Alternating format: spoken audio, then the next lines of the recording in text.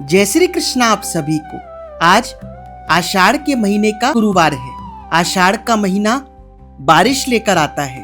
भगवान बृहस्पति देव से प्रार्थना है कि बारिश के साथ साथ ये महीना आपके चेहरे पर खुशी भी लेकर आए। बृहस्पति देव की कथा सुनने मात्र से धन, संपत्ति, संतान सुख, जीवन में सफलता और तो और मृत्यु को प्राप्त हुए प्राणी के शरीर में भी प्राण फूंक देती है। बोलिए गणेश जी महाराज की जय। बोलिए बृहस्पति देव भगवान की जय।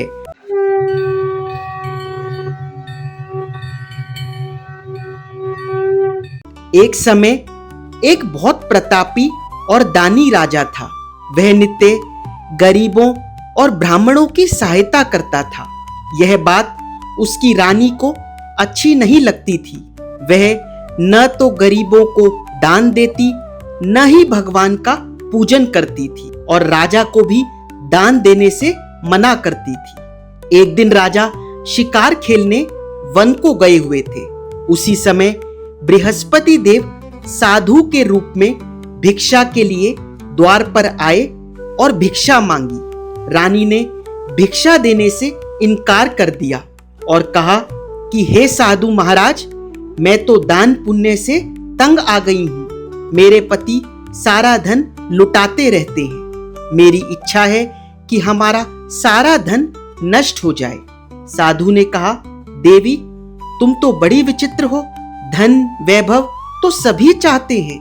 यदि तुम्हारे पास अधिक धन है तो भूखों को भोजन कराओ, प्यासों के लिए प्याऊ बनवाओ, धर्मशालाएं बनवाओ। जो निर्धन अपनी कुंवारी कन्याओं का विवाह नहीं कर सकते, उनका विवाह करवाओ। ऐसे और कई काम हैं जिनको करने से तुम्हारे कुल का यश लोक परलोक में फैलेगा। परंतु रानी पर उपदेश का कोई प्रभाव न पड़ा। वह बोली, महाराज आप मुझे कुछ ना समझाएं। मैं ऐसा धन नहीं चाहती जो हर जगह बांटती फिरूं। साधु ने उत्तर दिया, यदि तुम्हारी ऐसी ही इच्छा है तो तथास्तु। तुम ऐसा करना कि बृहस्पतिवार के दिन घर को गोबर से लीपना, अपने केशों को धोना, राजा को हजामत करवाने की कहना, भट्टी चढ़ाकर कपड़े धोना। ऐसा करने से तुम्हारा सारा धन नष्ट हो जाएगा। यह कहकर साधु महाराज वहां से अंतर्ध्यान हो गए। साधु के अनुसार कई बातों को पूरा करते हुए केवल 3 बृहस्पतिवार ही बीते थे कि राजा रानी की समस्त धन संपत्ति नष्ट हो गई और वे भोजन के लिए भी दोनों समय तरसने लगे। एक दिन राजा ने रानी से कहा कि हे रानी, तुम यहीं रहो, मैं दूसरे देश को जाता हूं, क्योंकि यहाँ पर सभी लोग मुझे जानते हैं, इसलिए मैं यहाँ कोई छोटा कार्य नहीं कर सकता। ऐसा कहकर राजा परदेश चला गया। वहां जंगल से लकड़ी काटकर लाता और शहर में बेचता। इस तरह वह अपना जीवन व्यतीत करने लगा। एक बार जब रानी और दासी को 7 दिन तक बिना भोजन के रहना पड़ा तो रानी ने अपनी दासी से कहा, हे दासी, पास ही के नगर में मेरी बहन रहती है। वह बड़ी धनवान है। तू उसके पास जा और कुछ ले आ, ताकि थोड़ी बहुत गुजर बसर हो जाए। दासी रानी की बहन के पास गई। उस दिन गुरुवार था और रानी की बहन उस समय बृहस्पतिवार व्रत की कथा सुन रही थी। दासी ने रानी की बहन को अपनी रानी का संदेश दिया, लेकिन रानी की बहन ने कोई उत्तर नहीं दिया। जब दासी को रानी की बहन से कोई उत्तर नहीं मिला तो वह बहुत दुखी हुई और उसे क्रोध भी आया। दासी ने वापस आकर रानी को सारी बात बता दी। सुनकर रानी ने अपने भाग्य को कोसा। उधर रानी की बहन ने सोचा कि मेरी बहन की दासी आई थी, परंतु मैं उससे कुछ नहीं बोली तो वह बहुत दुखी हो गई होगी। पूजन व कथा पूर्ण कर वह अपनी बहन के घर आई और कहने लगी, हे बहन, मैं बृहस्पतिवार का पूजन कर रही थी।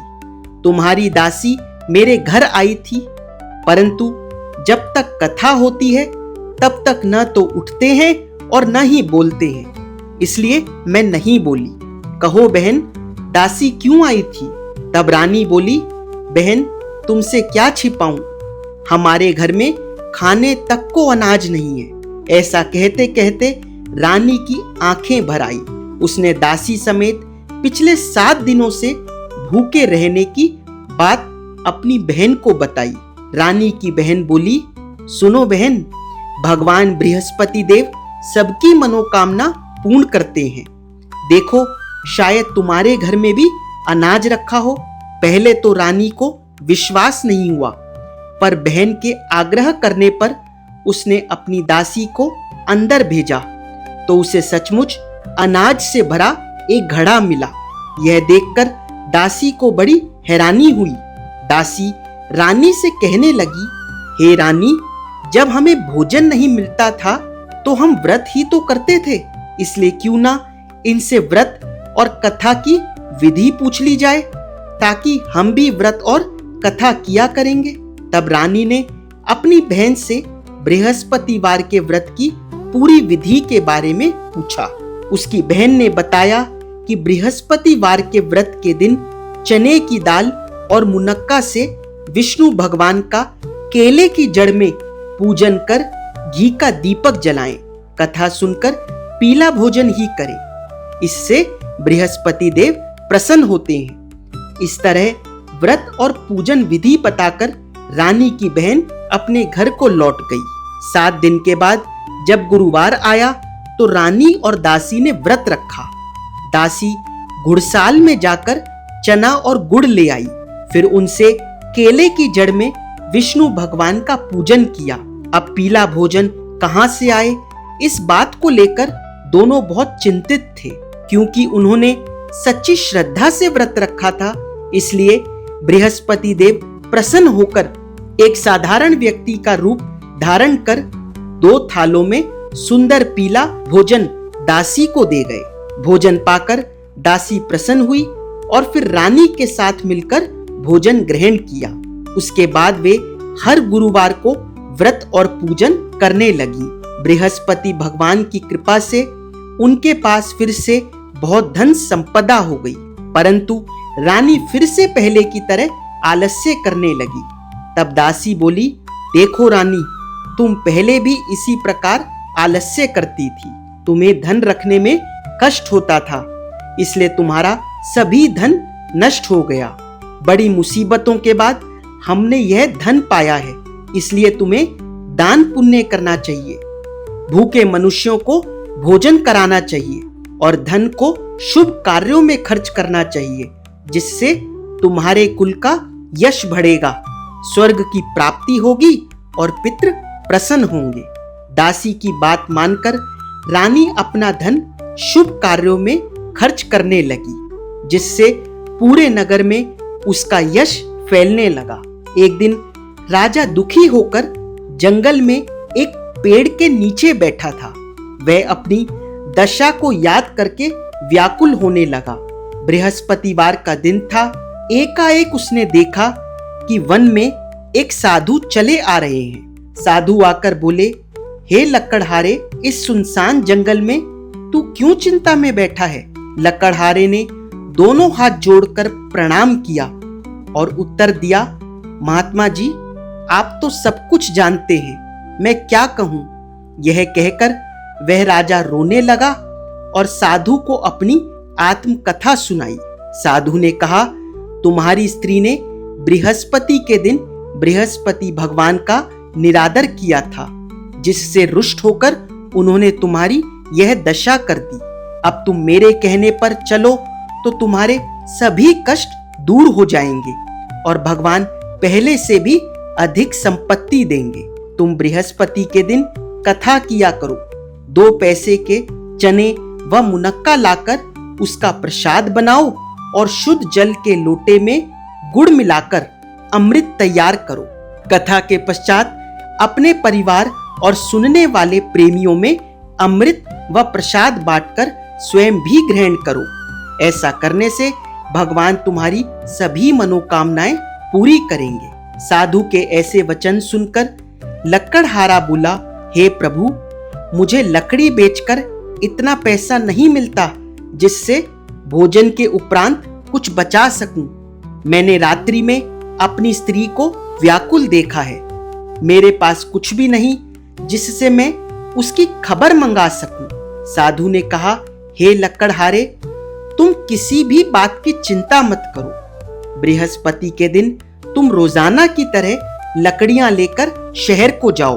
तुमको रोज से दुगना धन प्राप्त होगा, जिससे तुम भोजन भी कर सकोगे और बृहस्पति देव की पूजा का सामान भी आ जाएगा। मैं तुम्हें बृहस्पति देव की कथा सुनाता हूँ। प्राचीन काल में एक ब्राह्मण रहता था। वह बहुत निर्धन था। उसकी स्त्री बहुत मलिनता के साथ रहती थी। वह न तो प्रतिदिन स्नान करती और न ही किसी देवता का पूजन करती थी। इससे ब्राह्मण देवता बड़े दुखी थे। कुछ समय पश्चात ब्राह्मण के घर एक सुंदर कन्या पैदा हुई। कन्या बड़ी होने पर प्रातः स्नान करके विष्णु भगवान का जाप व बृहस्पतिवार का पूजन एवं व्रत करने लगी। अपने पूजन पाठ को समाप्त करके पाठशाला जाती तो अपनी मुट्ठी में जौ भर के ले जाती और पाठशाला के मार्ग में डालती जाती।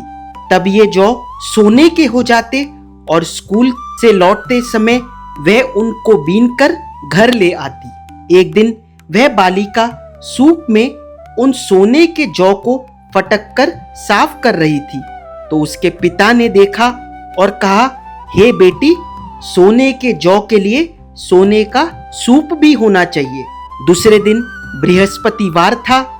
इस दिन कन्या ने व्रत रखा और बृहस्पति देव से प्रार्थना करके कहा कि मैंने आपकी पूजा सच्चे मन से की है तो मेरे लिए सोने का सूप भी दे दो। बृहस्पति देव ने उसकी प्रार्थना स्वीकार कर ली। रोजाना की तरह वह कन्या जौ फैलाती हुई जाने लगी। जब लौटकर जौ बीन रही थी तो बृहस्पति देव की कृपा से उसे मार्ग में सोने का सूप भी मिल गया। एक दिन की बात है, वह कन्या सोने के सूप में जौ साफ कर रही थी। उस समय उस नगर का राजपुत्र वहां से होकर निकला। वह कन्या के रूप और कार्य को देखकर मोहित हो गया और जाकर अपने पिता से कहा कि मैं उस लड़की से विवाह करना चाहता हूँ जो सोने के सूप में जौ साफ कर रही थी। यह सुनकर राजा बोला कि मैं उसके साथ तेरा विवाह अवश्य ही करवा दूंगा। राजकुमार ने उस लड़की के घर का पता बतलाया। तब मंत्री उस कन्या के घर गए और ब्राह्मण देवता को सभी हाल बताया। ब्राह्मण देवता राजपुत्र के साथ अपनी कन्या का विवाह करने के लिए तैयार हो गए और विधि विधान से उस कन्या का विवाह हो गया। कन्या के विदा होने के बाद ब्राह्मण देवता के घर में गरीबी का निवास हो गया। अब उन्हें भोजन के लिए अन्न भी बड़ी मुश्किल से मिलता था। एक दिन दुखी होकर ब्राह्मण देवता अपनी बेटी के पास गए।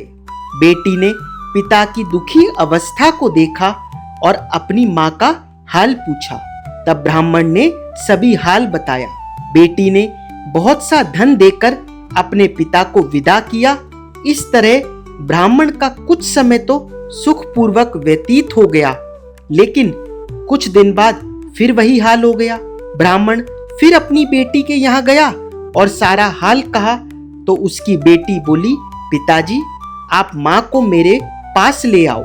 मैं उन्हें बृहस्पति देव की व्रत व पूजन विधि बता दूंगी, जिसे श्रद्धा पूर्वक करने से आपकी गरीबी दूर हो जाएगी। वह ब्राह्मण अपनी स्त्री को साथ लेकर बेटी के ससुराल पहुंचा।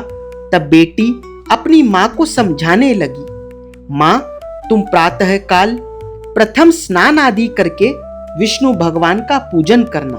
परंतु माँ ने उसकी एक भी बात का ध्यान नहीं लगाया और प्रातः काल उठकर अपनी बेटी के बच्चों की झूठन को खा लिया। इससे उसकी बेटी को बहुत गुस्सा आया और उस रात उसने अपनी माँ को कोठरी में ही बंद कर दिया।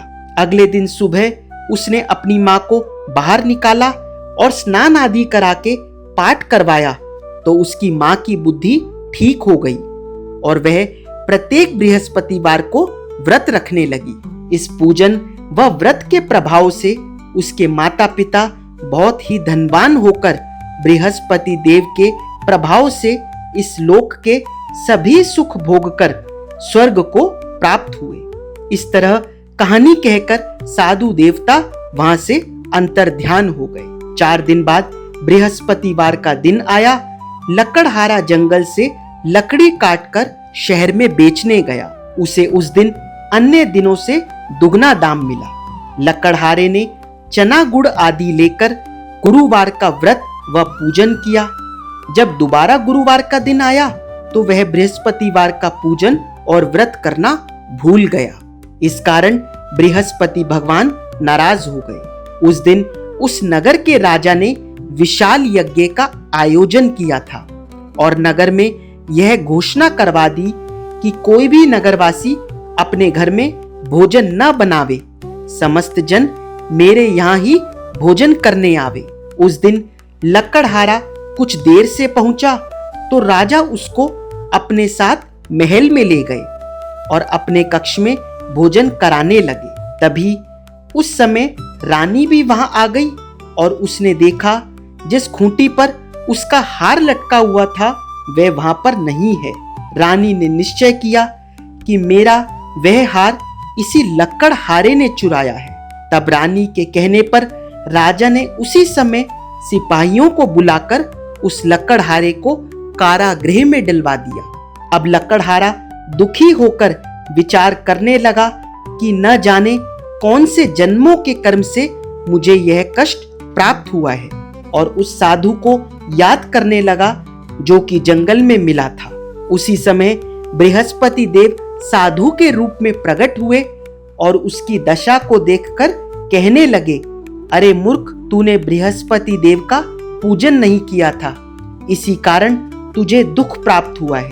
अब तू चिंता मत कर, आने वाले बृहस्पतिवार के दिन बृहस्पति देव का पूजन व व्रत रखना। साधु महात्मा के कहे अनुसार बृहस्पतिवार के दिन लकड़हारे ने कथा कही और व्रत रखा तो उसी रात्रि को बृहस्पति देव ने उस नगर के राजा को स्वप्न में आकर कहा, हे राजा, तुमने जिस लकड़हारे को कारागृह में बंद करके रखा है वह एक राजा है और वह निर्दोष है, उसे छोड़ देना।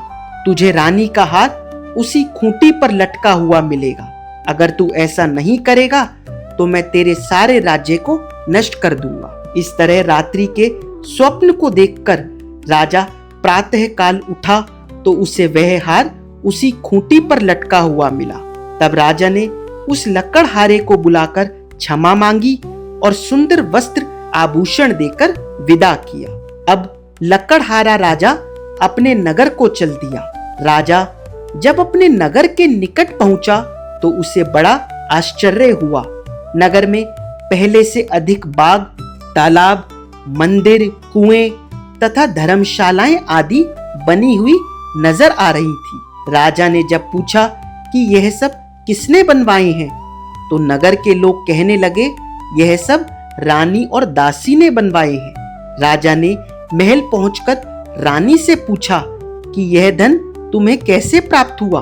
तब रानी ने बताया कि हमें यह सब धन बृहस्पति देव के इस व्रत के प्रभाव से प्राप्त हुआ है। तब राजा ने निश्चय किया कि हर गुरुवार को तो सभी बृहस्पति देव का पूजन करते हैं, परंतु मैं प्रतिदिन दिन में 3 बार बृहस्पति देव की कथा कहूंगा तथा रोज व्रत किया करूंगा। अब हर समय राजा के दुपट्टे में चने की दाल बंधी रहती तथा दिन में 3 बार कथा कहता। एक रोज राजा ने विचार किया कि चलो अपनी बहन के यहाँ हो आवे। इस तरह निश्चय कर राजा घोड़े पर सवार हो अपनी बहन के यहाँ जाने को निकल गया। मार्ग में उसने देखा कि कुछ आदमी एक अर्थी को लिए जा रहे हैं। उन्हें रोककर राजा कहने लगा, अरे भाइयों, मेरी बृहस्पति देव की कथा सुन लो। तो वे बोले, लो, हमारा तो आदमी मर गया और इसको अपनी कथा की पड़ी है। परंतु कुछ आदमी बोले, अच्छा कहो, हम तुम्हारी कथा सुनेंगे। राजा ने दाल निकाली और कथा कहना आरंभ किया। अभी कथा आधी ही हुई थी कि अर्थी पर लेटा हुआ मुर्दा हिलने लगा और कथा समाप्ति पर राम राम कहता हुआ वह मुर्दा उठकर खड़ा हो गया। बोलो बृहस्पति भगवान की जय। आप लोग भी कमेंट सेक्शन में जयकारा लगाइएगा बृहस्पति देव भगवान का। आगे बढ़ते हुए मार्ग में राजा को एक किसान खेत में हल चलाता मिला।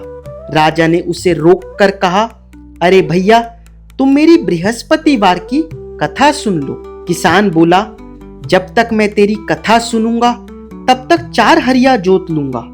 तू अपनी कथा किसी और को सुनाना। यह सुनकर राजा आगे चलने लगा।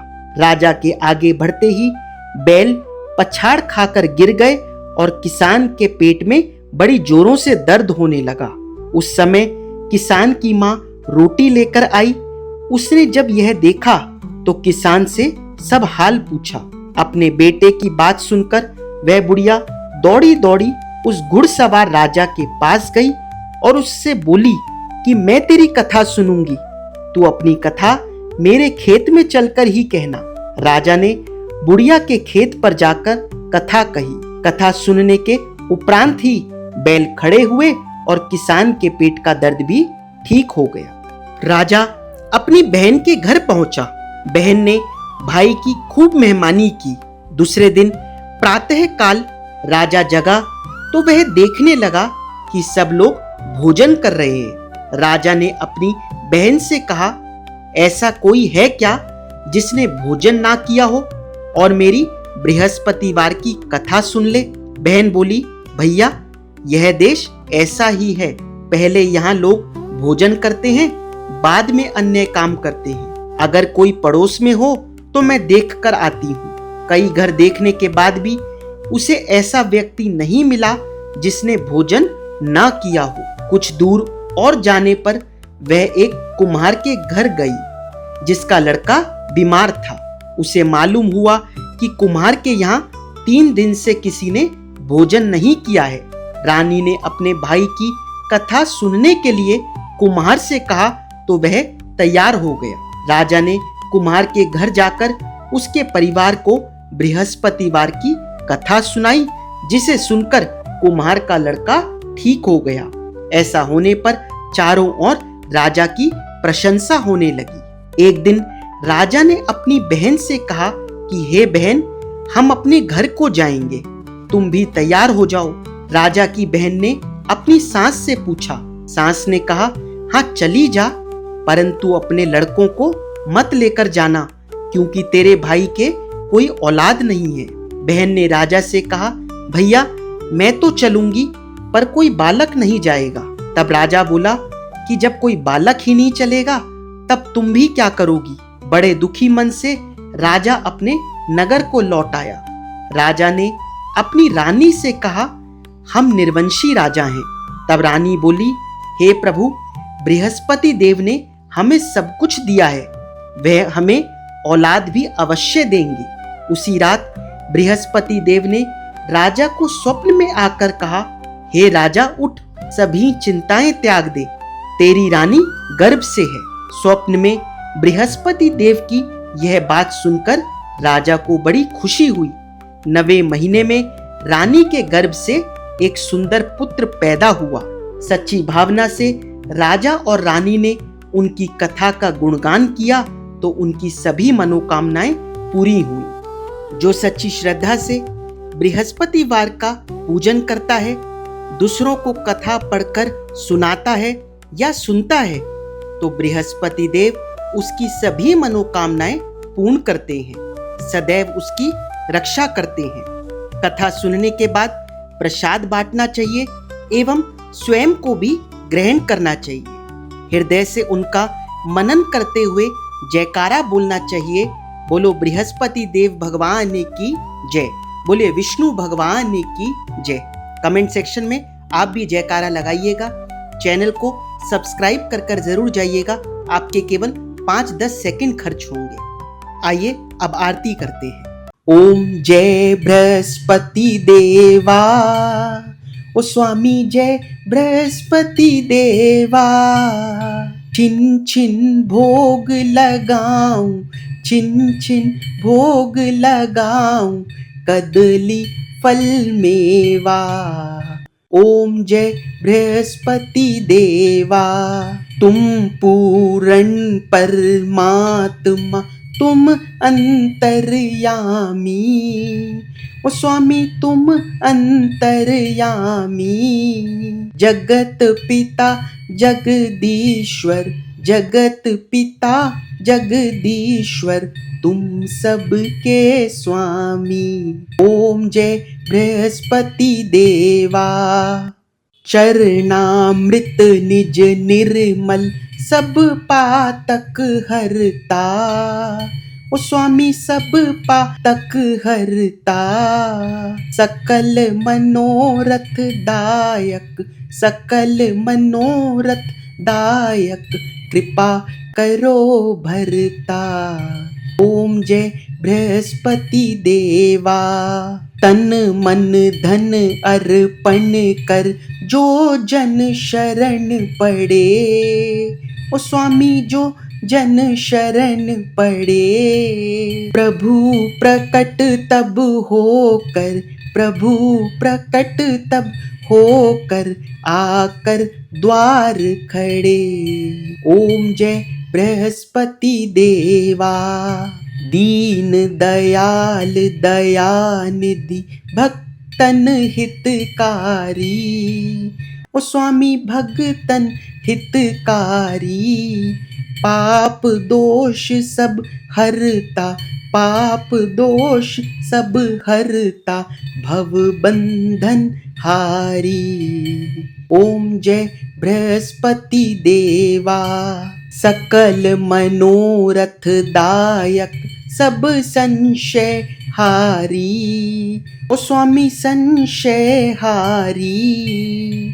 विषय विकार मिटाओ, विषय विकार मिटाओ, संतन सुखकारी। ओम जय बृहस्पति देवा। जो कोई आरती तेरी प्रेम सहित गावे, ओ स्वामी प्रेम सहित गावे। जेठानंद आनंद सौ सौ, जेठानंद आनंद सौ सौ, निश्चय ही पावे। ओम जय बृहस्पति देवा। बोले बृहस्पति देव भगवान की जय। अगर आप लोगों को वीडियो अच्छी लगी हो तो वीडियो को लाइक और चैनल को सब्सक्राइब करके जाइएगा। कमेंट सेक्शन में विष्णु भगवान का जयकारा जरूर लगा कर जाइए।